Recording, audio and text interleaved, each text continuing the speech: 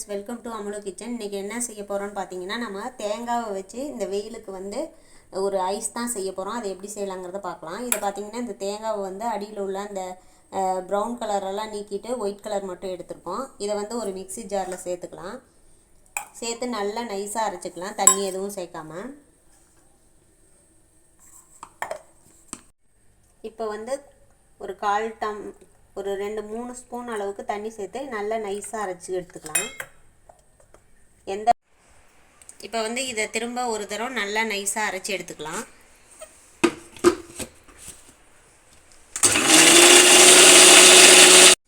இப்போ பார்த்தீங்கன்னா, இதுக்கு 1 டம்ளர் பால் எடுத்திருக்கேன். இது காய்ச்சாத பால் தான்.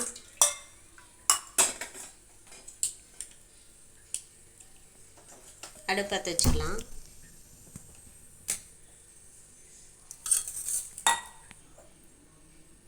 இது கூட பார்த்தீங்கன்னா 1 ஸ்பூன் கார்ன்ஃப்ளவர் மாவு எடுத்திருக்கேன். இது கொஞ்சம் பால் எடுத்து இதை நல்லா மிக்ஸ் பண்ணிக்கலாம்.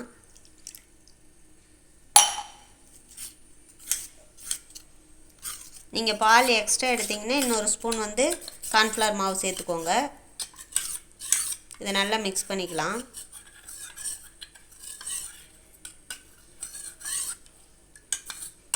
கட்டி எதுவும் இல்லாமல் நல்லா மிக்ஸ் பண்ணி விட்டுருங்க.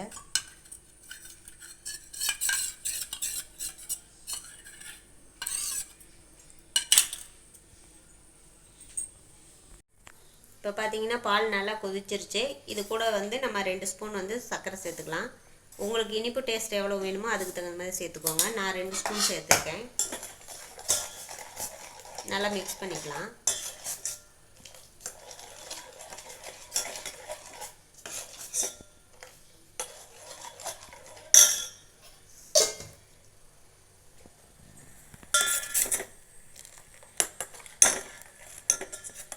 இப்போ பார்த்தீங்கன்னா, நல்லா சர்க்கரை கரைஞ்சி வந்துருச்சு. இப்போ நம்ம ஏற்கனவே மிக்ஸ் பண்ணி வச்சுருக்க கார்ன்ஃப்ளவர் மாவை அதில் சேர்த்துக்கலாம்.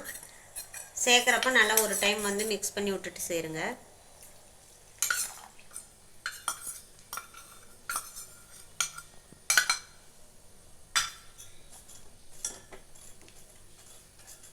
கார்ன்ஃப்ளவர் சேர்த்துட்டு கொஞ்சம் கைவிடாமல் நல்லா மிக்ஸ் பண்ணி விட்டுக்கோங்க. ஏன்னா உடனே கெட்டித்தன்மை ஆயிரும்.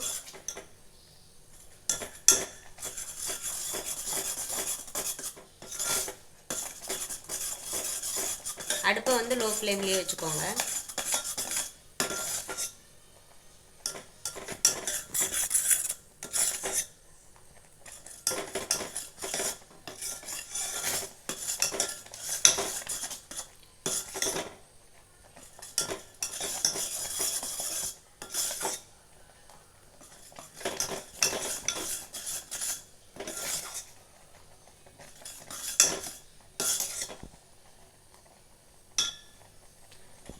இப்போ பார்த்தீங்கன்னா, நல்லா ஓரளவுக்கு நல்லா கெட்டித்தன்மை ஆயிடுச்சு. இப்போ அடுப்பு ஆஃப் பண்ணிடலாம். நல்லா கம்ப்ளீட்டாக ஆறட்டும்.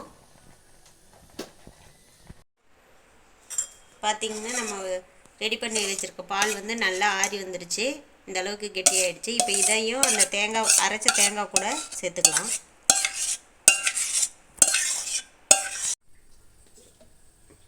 பார்த்தீங்கன்னா, நல்லா இந்த அளவுக்கு நைஸாக அரைச்சி எடுத்துக்கலாம். இதை ஒரு பக்கம் எடுத்து வச்சுருவோம். நீங்கள் எந்த அளவுக்கு தண்ணி கொஞ்சம் கொஞ்சமாக சேர்த்து நல்லா நைஸாக அரைச்சி எடுத்துக்கோங்க. இப்போ அடுத்தது எப்படி பண்ணலாங்கிறது பார்க்கலாம். இப்போ பார்த்தீங்கன்னா, நல்லா அரைச்சி எடுத்து வந்தாச்சு. அரைச்சதுக்கப்புறம் பார்த்தீங்கன்னா, இந்த அளவுக்கு தான் இருக்குது. இதை நம்ம இப்போ ஒரு டம்ளரில் சேர்த்துக்கலாம்.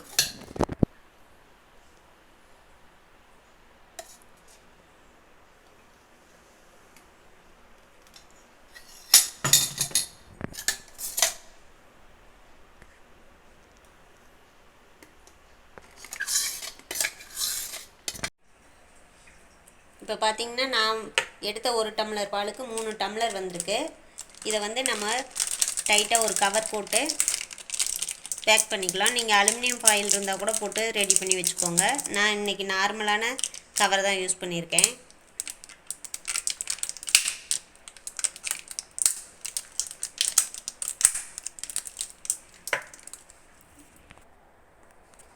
இப்போ பார்த்தீங்கன்னா, இதை நம்ம ஃப்ரிட்ஜில் கூலிங்கில் ஒரு 8 மணி நேரம் வச்சு எடுத்துக்கலாம். எடுத்ததுக்கப்புறம் பார்க்கலாம் எப்படி வந்திருக்குன்னு. இப்போ பார்த்தீங்கன்னா ஃப்ரீசரில் வந்து வச்சு எடுத்தாச்சு. நீங்கள் ஒரு 8 மணி நேரத்துலேருந்து 10 மணி நேரம் வச்சு எடுத்துக்கோங்க. நான் நைட்டே செஞ்சு வச்சுட்டேன், இப்போ தான் எடுக்கிறேன். பாருங்க எப்படி வந்திருக்குன்னு. நீங்கள் வீட்டில் உள்ள பொருளை வச்சு ஈஸியாக செஞ்சிடலாம். ரொம்ப ஹெல்த்தியானதும் கூட. இது வந்து நமக்கு வயிற்றில் புண்ணு இருந்தால் அதை கூட சரிப்படுத்தும் இந்த தேங்காய் வந்து. இப்போ பார்த்தீங்கன்னா 3மே ரெடி ஆகிடுச்சு. இப்போ நம்ம இந்த ஐஸ் ஸ்டிக்கை வந்து சென்டரில் வச்சு நல்லா ப்ரெஸ் பண்ணிக்கலாம். நீங்கள் வந்து அந்த பால் ஊற்றி கவர் பண்ணுறப்பயே இந்த ஐஸ் ஸ்டிக்கை வந்து உள்ளே வச்சுருங்க. நான் வந்து இப்போ எடுக்கிறப்ப கொஞ்சம் கஷ்டமாக தான் இருந்தது. இப்போ வந்து இப்படி எடுத்திங்கன்னா டேர்ன் பண்ணிங்கனாவே வந்துடும். இதையும் எடுத்துக்கலாம். பார்த்திங்கன்னா நமக்கு சூப்பரான ஐஸ் ரெடி ஆகிடுச்சு. நீங்கள் இதை வந்து குல்ஃபியாகவும் யூஸ் பண்ணிக்கலாம். நீங்கள் ஐஸ் மோட் இருந்தால் அதுலேயும் யூஸ் பண்ணிக்கலாம். உங்களுக்கு எந்த விருப்பமோ அது மாதிரி நீங்கள் ரெடி பண்ணி வீட்டில் இருக்கிறது நீங்களே செஞ்சு கொடுங்க குழந்தைங்களுக்கு. இந்த வீடியோ பிடிச்சிருந்தா கமெண்ட் பண்ணுங்கள், லைக் பண்ணுங்கள். மறக்காமல் இந்த ரெசிபி எப்படி இருந்ததுன்னு செஞ்சு பார்த்துட்டு கமெண்ட் செக்ஷனில் கமெண்ட் பண்ணுங்கள். மறக்காமல் வீடியோவை சப்ஸ்கிரைப் பண்ணுங்கள்.